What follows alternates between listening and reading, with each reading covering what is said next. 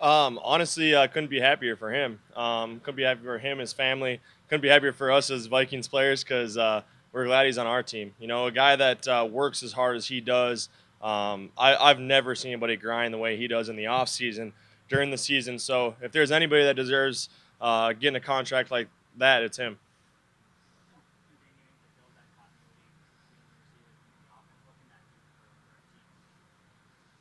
Well, it's huge. I think it's huge not only from the receivers but all the playmakers and obviously offensive line as well. But you know the best offenses I've ever seen are the teams that you can't just go to one guy. You have a good running game, which pretty much starts there. You know when teams have good running games, it opens up a lot in the pass and also when you have a really good receiver like Diggs, it also opens up for other guys to get the ball as well. So you know again, that's why you want those guys on your team. You want guys that are big time playmakers on your team because it only can help your offense as a whole.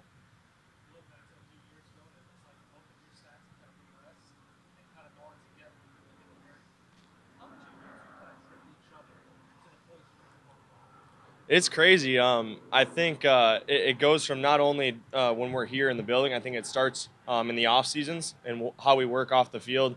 I see him doing stuff on Instagram and things like that, and it makes me think, man, I better get my butt out there and be doing the same things. But then when we're in the building in meeting rooms, we hold each other accountable. Diggs is the first one to tell me I ran a terrible route, and that's how you want it to be. That's exactly how you want it to be. You don't want you want a guy that's going to push you and like I said, hold you accountable.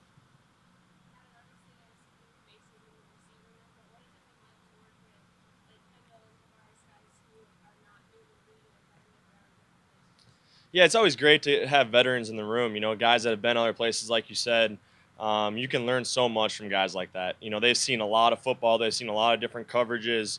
They've seen every pretty much look that the NFL can bring you, and so I'm learning a lot from those guys. You know, and again, there's those are two guys that come to work every day and grind and I love that. You know, we have a receiver room that's not afraid to work, and it's not that's not always the case in that room. It hasn't always been that way. So very blessed and thankful to have those guys in the room, and I can learn a lot.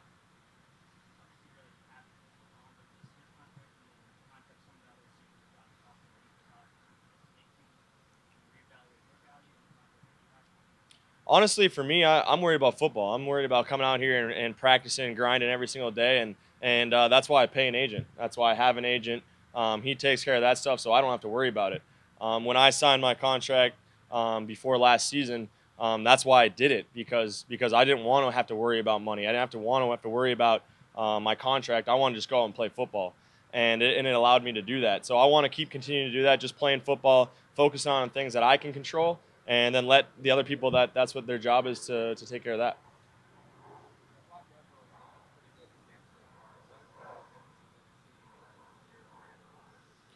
I actually talked to him yesterday. I think the biggest thing is confidence. You know, you see the way that he walks around the building. You see the way that practices. He just has confidence. He knows he's a good player, and he's always known that. But he didn't always walk around with that when he was a young player. So it's so fun for me to see a guy like that grow from year to year, and he's just having fun. You know, before I don't know if he was necessarily having fun. He was getting frustrated and things like that. So it's obviously great to see him having success out here, and I know he's going to continue to do that and build.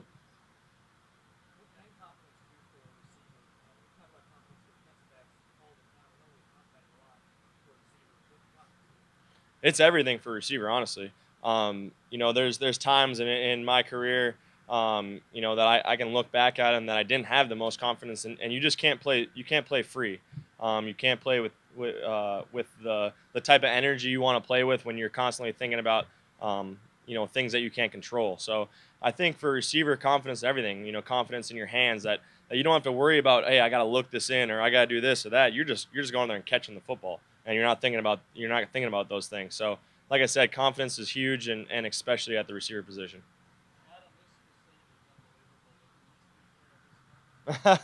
I miss Mankato for a lot of reasons, but at the same time, when you have a facility like this, when you have the resources that this building provides, it's really hard to beat. I mean, you think about what training camp is for us. It's all about taking care of your bodies, And like I said, when you have those resources to do that here, that's what you want.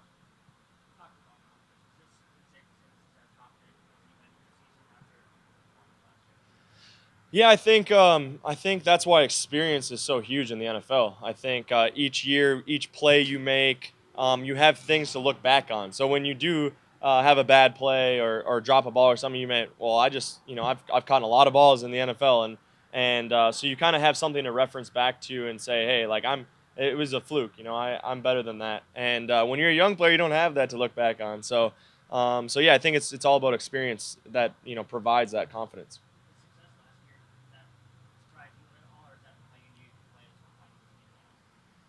It didn't surprise me. I think for me, I'm so in the moment oriented that I don't really think about how many catches I've had. I don't think about that because I've had so many catches or yards that means a successful year or a game. For me, I'm so worried about yesterday. How did I practice yesterday, and then how am I going to practice today, and focusing on that rather than what I did last year or what I'm going to do this year. So try to continue to have that mentality. And did a lot of reflecting this off season of thinking of how I can really get better this year. And I kind of just sat down and said, why change anything? Why not have the same mindset going into this year I've had every year? Yeah, I think I would hope that they were last year at the end of the year too. I think your play kind of speaks for itself. I mean, you put film out there and you try to prove that you can play at a high level, and if someone doesn't want to see that, that's fine. If they do, it is what it is. So for me, like I said, I just want to make sure that I'm continuing to get better because, like you said, people are probably starting to realize that a little better than they probably thought I was.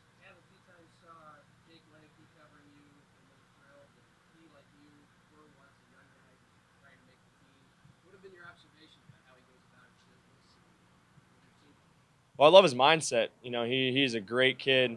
He loves the game of football. Loves the game of football, and he's made a lot of plays out here, which is fun to see. He's a guy that had a lot of success in college, and I think if he can do the little things right, he could have a lot of success at this level.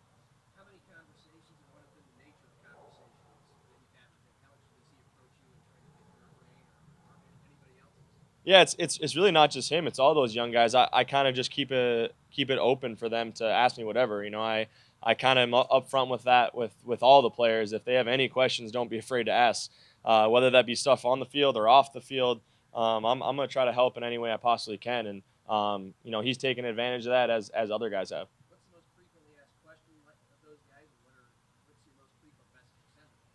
I'd say the most frequent is how did I make it from being undrafted? How did I get the opportunities I got?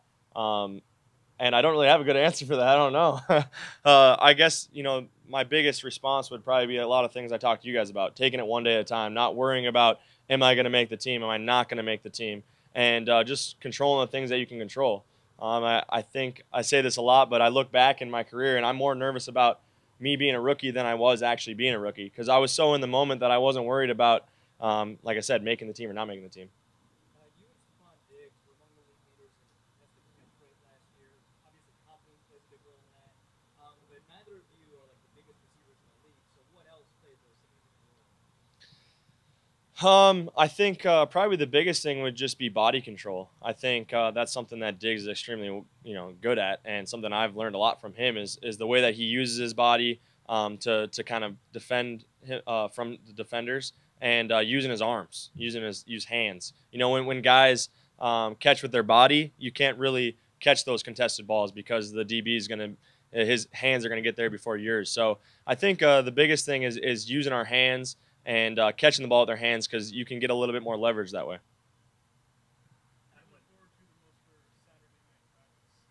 I think the intensity again. I think that's the coolest thing about those practices is it's almost more intense than a game because there's the fans are right there. It's your first kind of a game like situation, and your nerves are rolling again, things like that. So I think it's just almost having that game like feeling again, which is obviously as an athlete, as a competitor, that's what you want.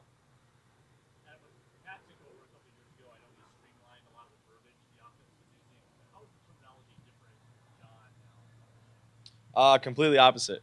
Yeah. So, it's a completely different system, but I think I've said this before to you guys is as an athlete, that's what keeps things fresh. You love that. You love learning new playbook. You love learning new routes, new concepts, and trying to master them. It's just another opportunity to kind of grow as a player and learn a different system and try to, like I said, try to master it. Couple more for Adam. Adam, can you talk about your work with Dr. Stanhoff and your both Beyond Grit? Yeah, so Dr. Campoff, I've been working with her since college. We had team meetings with her once a week, and just learned. That was my first really introduction to the mental side of the game. I've never really thought about it, and she kind of opened my horizon to that. And I try to stay frequent on that now and have those reminders of how to stay locked in and how to get to that perfect zone that you want to get into. So I really appreciate all she's done for me, and I think a lot of guys are starting to use her because she is it can really help your game. Hey, Adam, and back to the terminology. How quickly is everybody acclimated to it? How fast are you able to play knowing it's new, like right about now, especially with Kirk and the way he's been able to acclimate to it, and the concerns at all the first few games of the season compared to when you know what the language is, how that can pan out. Well, we know it now. That's the great thing about OTAs and mini camp, and then obviously training camp now. When you take advantage of it, you can get a lot done and you can get a lot accomplished. So I think that's one thing this team does really well is they take advantage of the time. When we do have the time to be out here, we're out here, and we know that that's not just it's not just touch football out there and have fun and play backyard football. That's serious because that can help you win games when the season comes around. Adam, as a guy who grew up a Vikings fan, it's like seeing Randy Moss go in the Hall of Fame. Oh, it's amazing, and not only just a Vikings fan, but a Randy Moss fan. He was the guy who literally, I know I've said this a bunch of times, but he's the guy who made me want to play football, number one, and play receiver. So it's really cool. It's kind of like a special feeling for me to see him go into the Hall and so much deserved.